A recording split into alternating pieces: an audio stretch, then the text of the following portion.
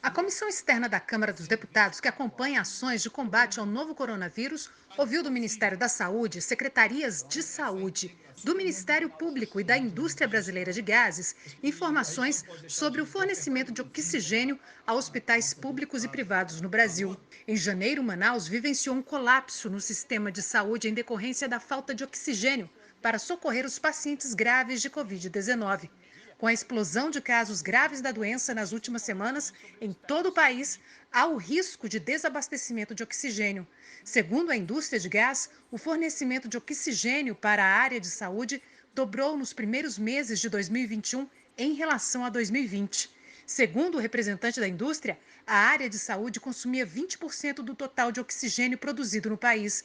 Com a pandemia e o aumento do consumo pelo setor de saúde, as empresas de gás estão sacrificando o fornecimento das outras áreas para deslocar o produto para a saúde. Mas a indústria está preocupada com as ações judiciais que estão sendo movidas. Nós estamos deslocando o volume que deveria ir para a indústria.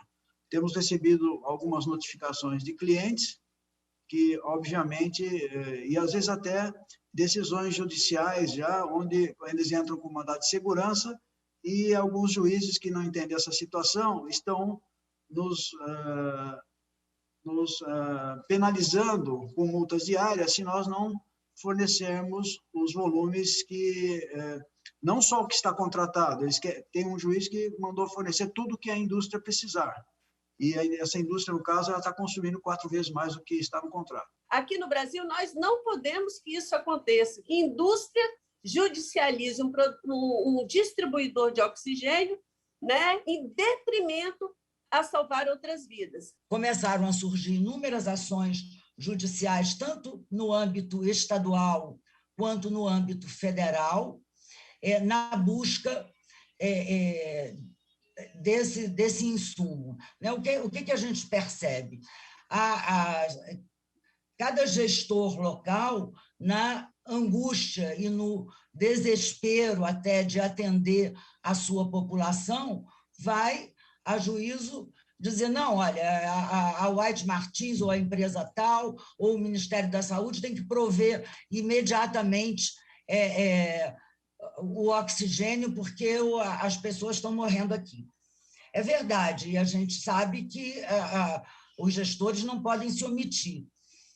Mas o fato é que, quando a gente lida com escassez e quando a gente está lidando com uma escassez no âmbito nacional, é preciso que a gente tenha um programa de atendimento ao país como um todo. O Ministério da Saúde apresentou ações que estão sendo feitas para evitar o colapso. Nós encaminhamos aos todos os secretários de saúde, CONAS e CONASEMs, uma orientação.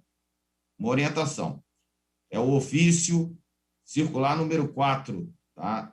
Datado do dia 16 de março de 2021, orientando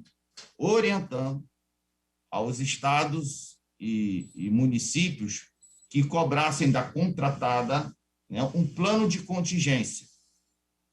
O que é esse plano de contingência? Fazendo uma analogia à curva que aconteceu no estado do Amazonas. O que aconteceu no estado do Amazonas, exemplo, né, o consumo que era, o general Ridalto vai comentar isso, que era de 28 mil metros cúbicos, passou a quase 90. Em poucas semanas, nós estávamos diante de uma situação dessa. O Ministério da Saúde também explicou que o grande gargalo de oxigênio no país são os hospitais de pequeno porte, em cidades pequenas, que não têm como atender a demanda de oxigênio por não ter condições de armazenar ou produzir o insumo. A deputada Carmen Zanotto deu o exemplo da cidade de Lages, em Santa Catarina. O que nós estamos vivendo hoje é um aumento dos pacientes nos hospitais de pequeno porte, nas cidades satélite dos municípios polos das ações e serviços de saúde. Vou dar o exemplo da minha cidade de Lages, no estado de Santa Catarina, que somos responsáveis por, no mínimo, 18 municípios.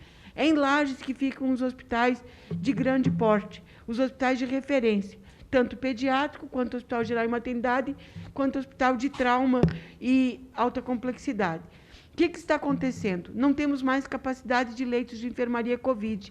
Os pacientes, ao invés de virem para Lages, estão saindo de Lages e indo para os hospitais de pequeno porte.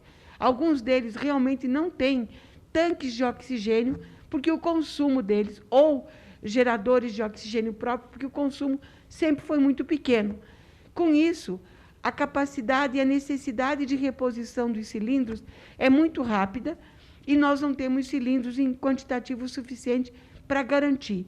Isso é um exemplo de uma situação que está acontecendo em muitos municípios brasileiros, que poderá se agravar. Estamos com uma solução alternativa, pensando um pouco fora da caixa, como dizem, de distribuir pelo Brasil concentradores de oxigênio. Tá bem? São dispositivos do tamanho de um ar-condicionado portátil, mais ou menos, que liga na tomada e que conseguem fornecer oxigênio que é utilizável para os pacientes que não são muito graves. Aqueles que podem passar com fluxo de oxigênio de até ali 5 litros por minuto, alguns dos maiores até 10 litros por minuto. Tá bem? Pacientes graves de UTI puxam bem mais. Então, ele não se destina a esse tipo de coisa. Mas esse tipo de equipamento, ele é como se fosse um cilindro que se enche sozinho. Eu não preciso fazer a logística de enchimento. Ele botou ele na tomada, enquanto ele não quebrar daqui a alguns anos, ele vai ficar produzindo. Então, nós acreditamos que seja uma solução viável. Se perguntarem para os médicos, você está acostumado a ver isso em hospital? Eles vão dizer, não estou acostumado a ver isso em hospital, mas sei que existe e sei que funciona.